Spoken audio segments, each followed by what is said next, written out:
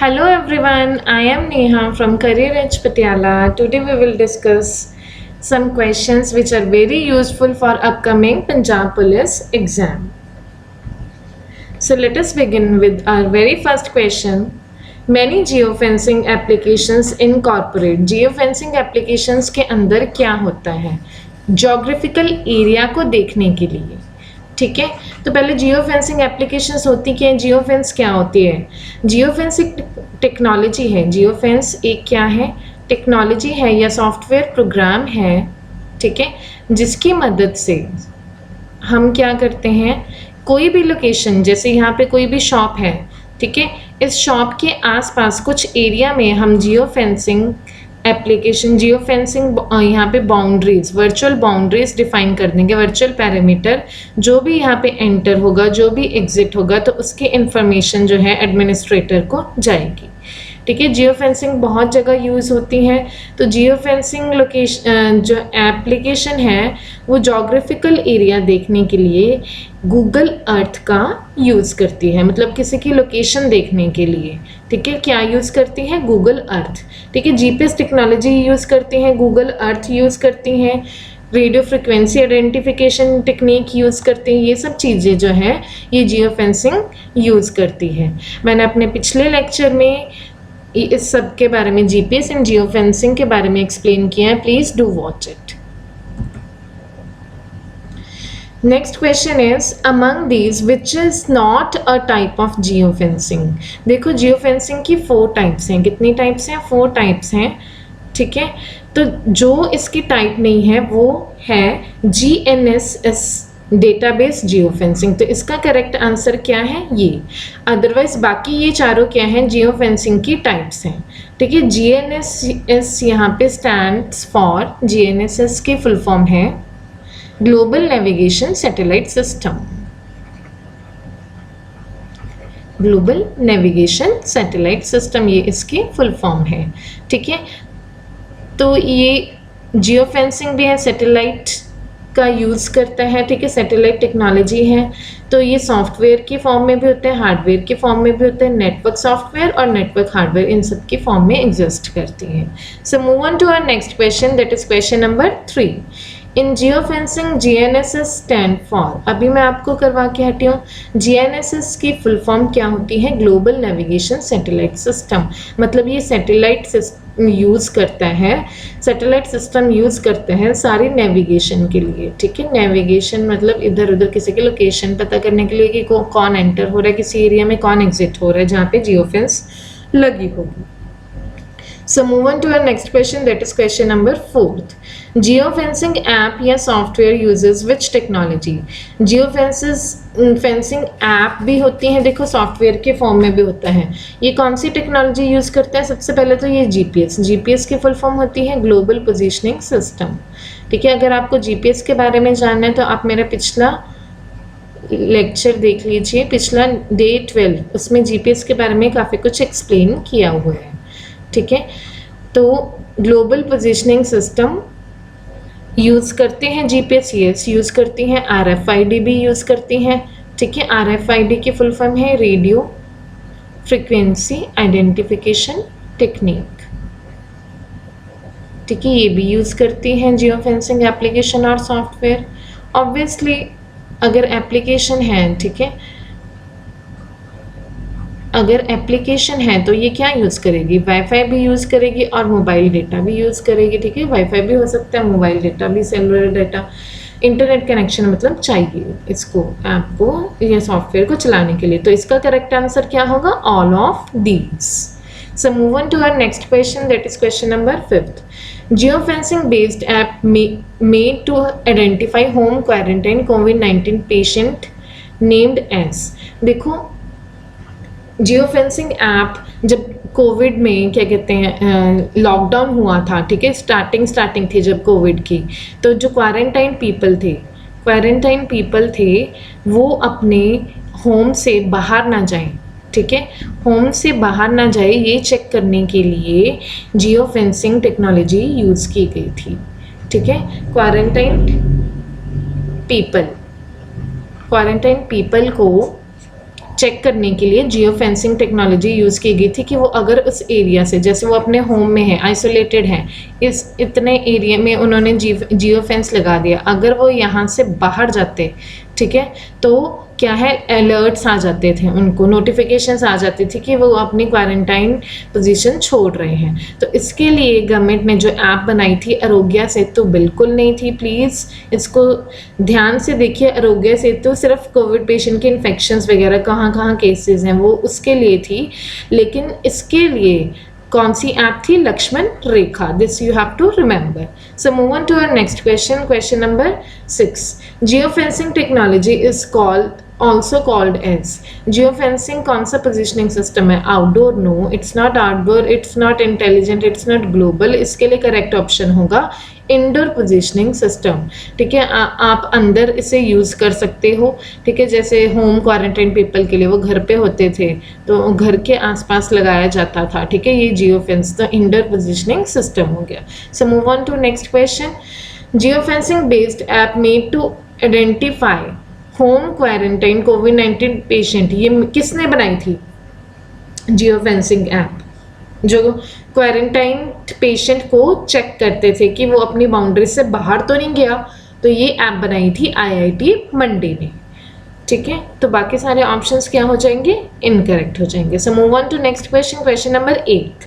Advantage of geofencing is, geofencing की advantage क्या है, देखो ये एक्यूरेसी बताती है, हाँ जी, जियो फेंसिंग जो होती है ना एक्यूरेट होती है अप टू 300 मीटर्स तक, ये बिल्कुल एक्यूरेट रिजल्ट देती है, ठीक है।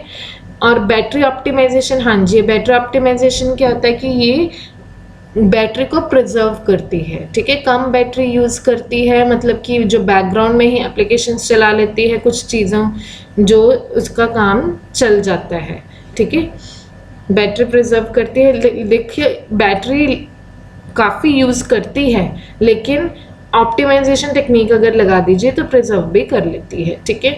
लोकेशन डेटा कलेक्शन, हाँ जी, लोकेशन कहाँ पे है पर्सन की, वो जियो फेंसिंग से पता लग जाता है। नोटिफिकेशंस देती है, हाँ जी, अगर कोई पर्सन आपकी उस जोग्राफिकल एरिया से बाहर जा रहा है या अंदर आ रहा है तो नोटिफिकेशंस भी देती है। तो इसका करेक्ट आंसर क्या होगा, all of these. So move on to our next question, that is question number 9. Geofencing is classified into how many types? अभी हम पीछे करके हटे हैं कि 4 टाइप्स की जियोफेंसिंग होती हैं, ठीक है। तो वो 4 टाइप्स कौन कौन सी थी जो हमने की थी क्वेश्चन नंबर 2 में, तो आप वहाँ से चेक कर सकते हैं, ठीक है। जीएनएसएस सॉफ्टवेयर जियोफेंसिंग थी, GNSS hardware geofencing, network software geofencing and network hardware geofencing. So move on to our next question, question number 10. To prevent infection of COVID-19, which app will be used to detect violators who have been quarantined? ठीक है, जो quarantine people हैं हम बात कर चुके हैं कि उनको डिटेक्ट करने के लिए कि वो अपना वॉयलेट तो नहीं कर रहे, घर से बाहर तो नहीं जा रहे, तो इसके लिए जियो मैपिंग से तो नहीं हम पता कर सकते कि वो अपनी पोजीशन छोड़ रहे हैं कि नहीं, चेजिंग से भी नहीं कर सकते, लाइव ट्रैकिंग से भी नहीं। तो इसके लिए करेक्ट ऑप्शन क्या होगा, geo fencing app. So move on to our next question, that is question number 11th. Geofencing will not work if quarantine person having service provider. देखो जियोफेंसिंग ऐप चलाने के लिए सर्विस प्रोवाइडर्स, कुछ ही service providers हैं जिनको access है, तो जिन पे नोटिफिकेशन अलर्ट्स आते हैं, ठीक है, जो जियोफेंसिंग एडमिनिस्ट्रेटर को भेजता है, जियोफेंसिंग ऐप यूज़ करने वाले की नोटिफिकेशंस जाती हैं। तो एयरटेल यूज़ कर सकता है, वोडाफोन आइडिया भी, रिलायंस जियो भी, लेकिन सिर्फ बीएसएनएल और एमटीएनएल 2 ऐसी कंपनीज़ हैं, ठीक है, जिसके ऊपर ये काम नहीं करती, ये गवर्नमेंट कंपनीज़ हैं, ठीक है, BSNL, MTNL. So move on to next question, that is question number 12. Geofencing technology is recently used to.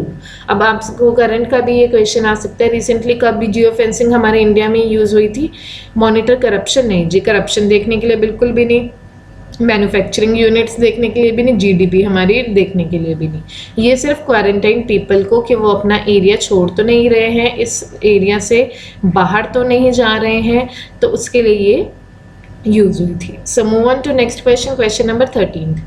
Online advertising used by Google और फेसबुक इज कॉल्ड. गूगल और फेसबुक जो ऑनलाइन एडवर्टाइजमेंट हमें प्रोवाइड करता है, कोई भी हम वीडियो चलाते हैं उससे पहले एडवर्टाइजमेंट्स आती हैं, ठीक है, उसको हम जियो फेंसिंग बोलते हैं? नहीं जी, बिल्कुल भी नहीं। जियो मैपिंग भी नहीं बोलते, जियो सर्चिंग भी नहीं बोलते। उसका करेक्ट आंसर है जियो टारगेटिंग। जियो टारगेटिंग एक्चुअल में होता क्या है, ये काइंड ऑफ क्या है, जियो मार्केटिंग, ठीक है।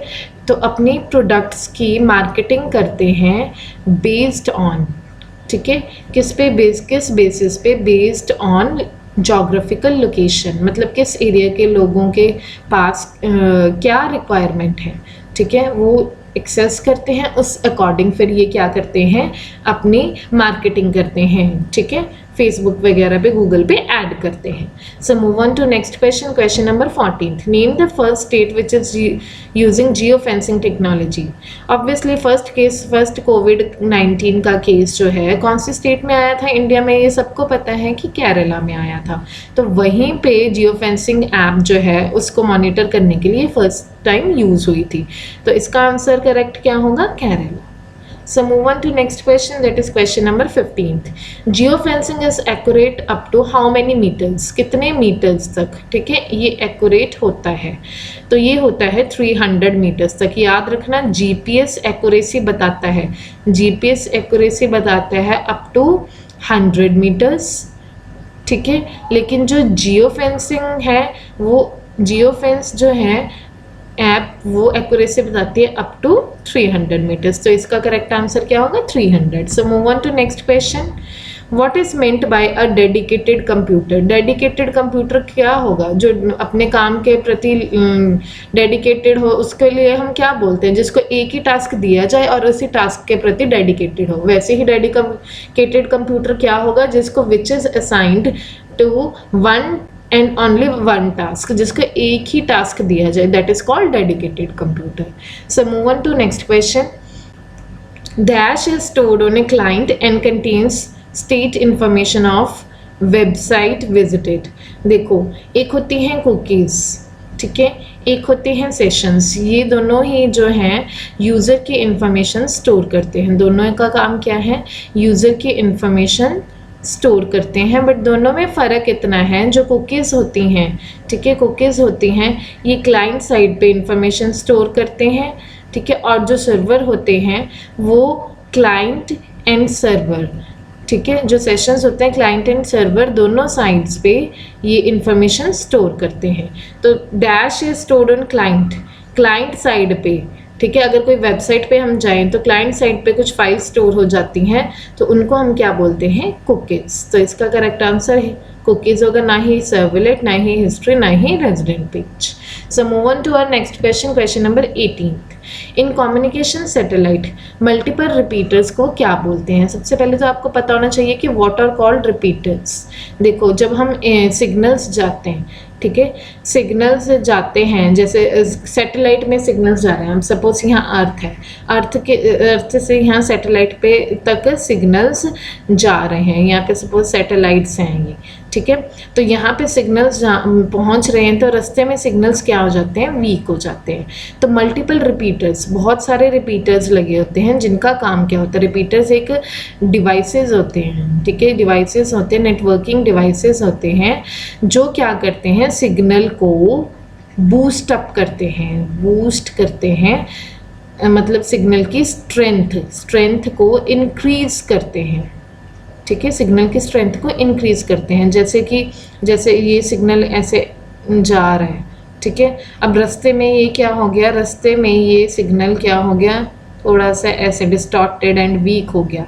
अब यहाँ पे एक डिवाइस लगा हुआ है, रिपीटर, ठीक है, रिपीटर क्या काम करेगा, ये सिग्नल की स्ट्रेंथ को इंक्रीज कर देगा, उसकी हाइट एम्पलीट्यूड बढ़ा देगा। तो ये रिपीटर्स का काम होता है। जब सैटेलाइट तक सिग्नल, सैटेलाइट्स तो बहुत दूर होती हैं, ठीक है, कितने हज़ार किलोमीटर पे होती हैं, तो उनके लिए मल्टीपल रिपीटर्स यहाँ पे रास्ते में मल्टीपल रिपीटर्स लगा दिए जाते हैं, जिनको हम बोलते हैं transponders. This you have to remember. So other options are not correct, ठीक है। So move on to next question. This is our last question. Who is called father of computer science? Computer science का father कौन है? तो इसका correct answer क्या है? Alan Turing. देखो अगर आपसे पूछा जाए फादर ऑफ कंप्यूटर, ठीक है, फादर ऑफ कंप्यूटर पूछा जाए या फिर फादर ऑफ मॉडर्न कंप्यूटर पूछा जाए, ठीक है, तो उसका आंसर क्या होगा? उसका आंसर होगा चार्ल्स बेबेज, जिन्होंने एनालिटिकल इंजन डिस्कवर किया था, जिसको हम एक तरह का मैकेनिकल कंप्यूटर मानते थे। तो उसका आंसर ये होगा। लेकिन कंप्यूटर साइंस पूछ लिया तो मतलब मॉडर्न एरा आ गया, तो उसका फादर कौन होंगे? Alan Turing. So this will be correct answer. So thank you everyone. Keep connected with us and follow us on YouTube, Facebook and Telegram.